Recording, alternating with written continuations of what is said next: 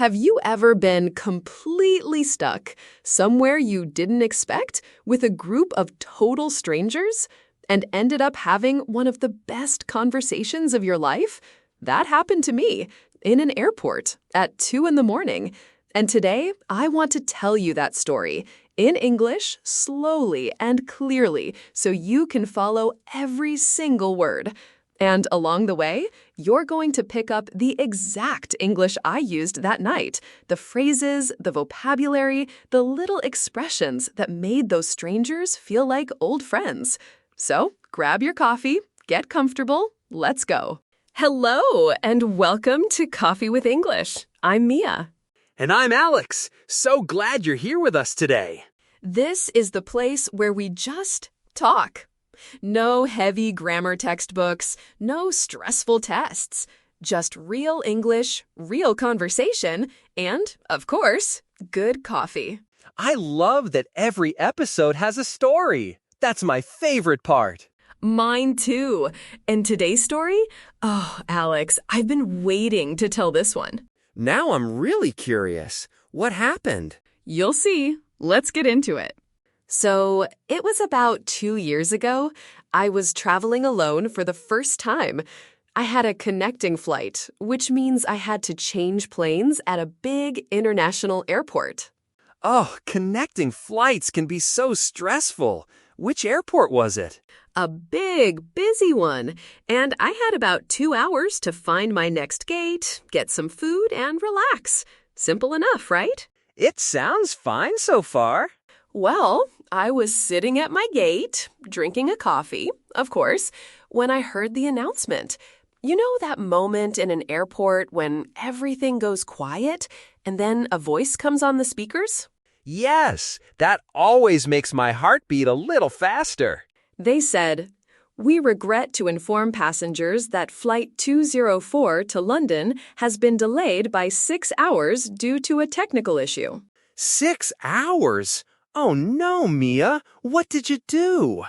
First, I just sat there. I didn't move for a minute. I think I was in shock. Then I looked around and I realized everyone at the gate had the same face. Complete disbelief. I can imagine. Everyone just staring at each other. Exactly. And then, this is the part I love, a man sitting 2 seats away from me just started laughing. Not in a mean way, in a, well, what can you do kind of way.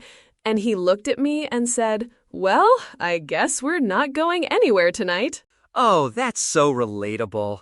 When something goes wrong and you just have to laugh. Right? And that's how it started.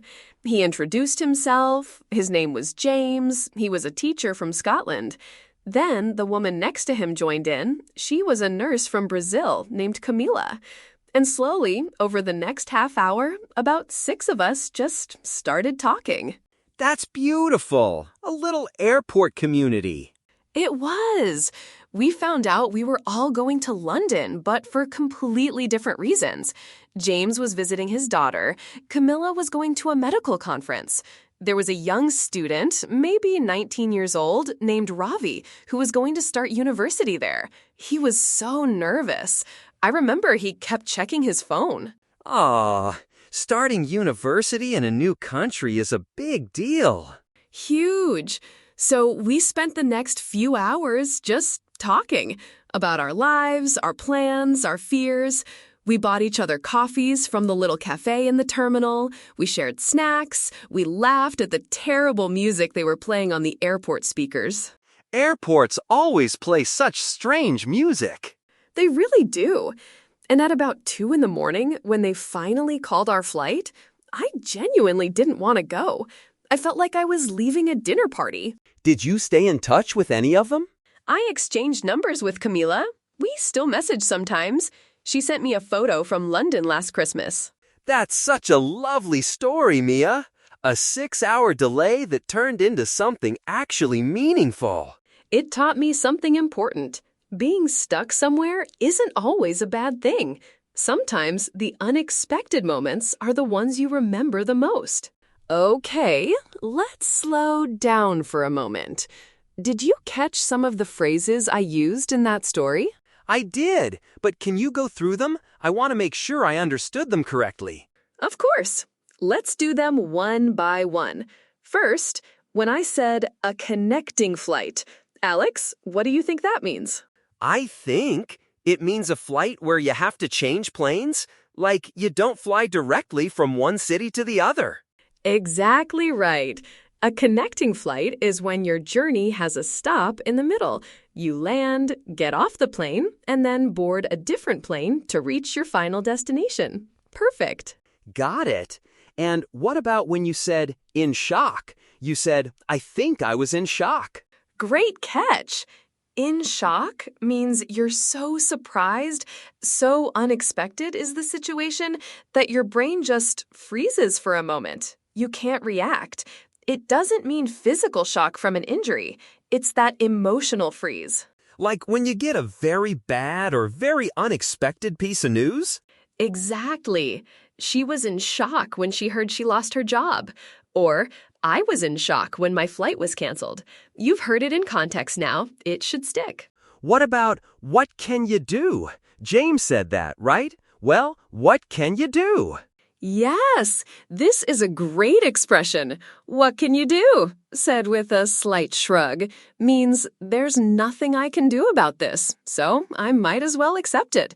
It's not a real question. It's a way of saying I'm choosing not to be stressed about something I can't control. Oh, I love that. It sounds very calm, very relaxed. It is. British and Australian English speakers use it a lot. Okay, 2 more.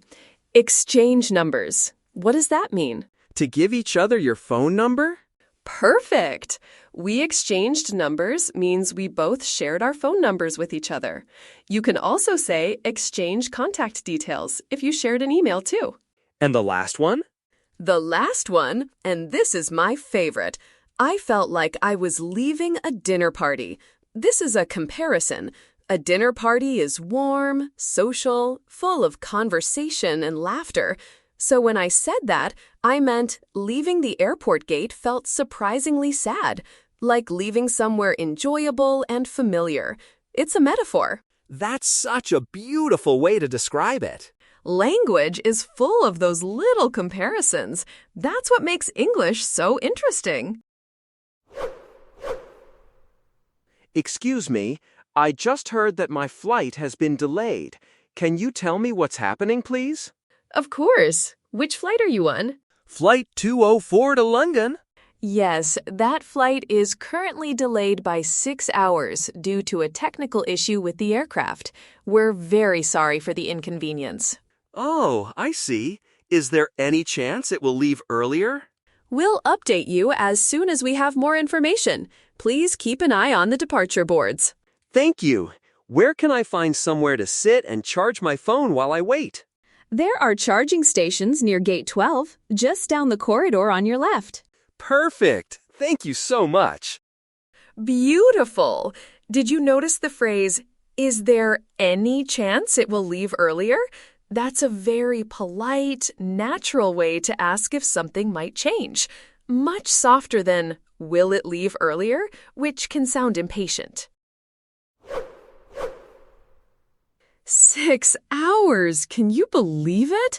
I've never had a delay this long before. Me neither. I was so surprised when I heard the announcement. Are you also going to London? Yes, for a work conference. What about you? I'm visiting a friend there. I haven't seen her in 2 years, so I'm really looking forward to it. Oh, that's lovely. 2 years is a long time. I'm sure she'll be glad to see you. I hope so. By the way, do you know if the cafe nearby is still open at this hour? I think so. I walked past it about 20 minutes ago, and it was open. They have good coffee, too, from what I remember. Oh, perfect. I definitely need a cup right now. Likewise. Maybe I'll join you. Did you catch? I'm really looking forward to it. This is how we express excitement or positive anticipation in English. I'm looking forward to the weekend. I'm looking forward to meeting you. Very natural, very common. Use it. Well, I guess this is goodbye for now. It was so nice talking to you. It really was. Time flew by, didn't it? I can't believe we spent 6 hours together. Ha! I know. I almost forgot we were even waiting. Let me give you my number. Please do message me when you get to London safely. I will, and you must let me know how the conference goes. Of course. Have a wonderful flight. And thank you, really. You made this delay much easier. You too. Take care of yourself. Safe travels. Notice, time flew by. This is a very common idiom. It means time passed very quickly, faster than you expected. I was so busy that the day just flew by. Beautiful phrase. Very natural. Okay, this is your moment. I'm going to say each sentence. Alex will repeat it after me, and you say it out loud too, wherever you are right now. Let's do it. I'm ready. I was traveling alone for the first time. I was traveling alone for the first time. I had a connecting flight. I had a connecting flight. I needed to change planes at the airport. I needed to change planes at the airport. I had 2 hours before my next flight. I had 2 hours before my next flight. I was sitting at the gate when I heard the announcement. I was sitting at the gate when I heard the announcement. The flight was delayed by 6 hours. The flight was delayed by 6 hours. I was in shock when I heard the news. I was in shock when I heard the news. I looked around and everyone had the same face. I looked around and everyone had the same face. A man sitting nearby started laughing. A man sitting nearby started laughing. He said, "Well, I guess we're not going anywhere tonight." He said, "Well, I guess we're not going anywhere tonight." We introduced ourselves to each other. We introduced ourselves to each other. We started talking about our lives and our plans. We started talking about our lives and our plans. We bought each other coffees from the cafe. We bought each other coffees from the cafe. Time flew by. I couldn't believe how fast. Time flew by. I couldn't believe how fast. I felt like I was leaving a dinner party. I felt like I was leaving a dinner party. We exchanged numbers before we boarded. We exchanged numbers before we boarded. I'm really looking forward to my next trip. I'm really looking forward to my next trip. Is there any chance the flight will leave earlier? Is there any chance the flight will leave earlier?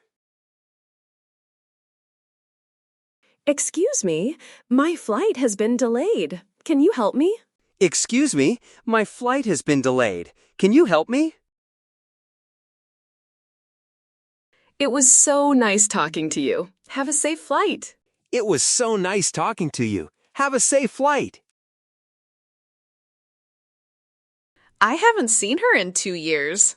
I haven't seen her in 2 years. I can't believe how quickly the time passed. I can't believe how quickly the time passed. Sometimes the unexpected moments are the ones you remember most. Sometimes the unexpected moments are the ones you remember most. All right, let's pull out 5 of the best phrases from today. These are all things you can use in real life, starting today. My flight was delayed by 2 hours, so I had time for a second coffee. Last week, my train was delayed and I arrived late to work. It was so frustrating. We apologize for the inconvenience. You'll hear this phrase a lot when things go wrong in public places. The construction outside my building is a real inconvenience every morning. After a great conversation, we exchanged numbers and stayed in touch. At the networking event, I exchanged contact details with 3 interesting people. I'm so looking forward to our next episode. We have a great topic planned. I'm really looking forward to the weekend. I need some rest. We talked for 3 hours and time just flew by. I didn't even notice. That movie was so good. It was 2 hours long, but time flew by completely. Okay, now it's your turn. I told you my story. Now I want to hear yours. Oh, I love this part. What's the question today, Mia? The question is this. Have you ever been stuck somewhere unexpectedly? An airport, a train station, anywhere, and ended up meeting someone interesting? What happened? Or, if that hasn't happened to you yet, tell me, where was the most interesting place you've ever waited? What was going through your mind? I'll go first.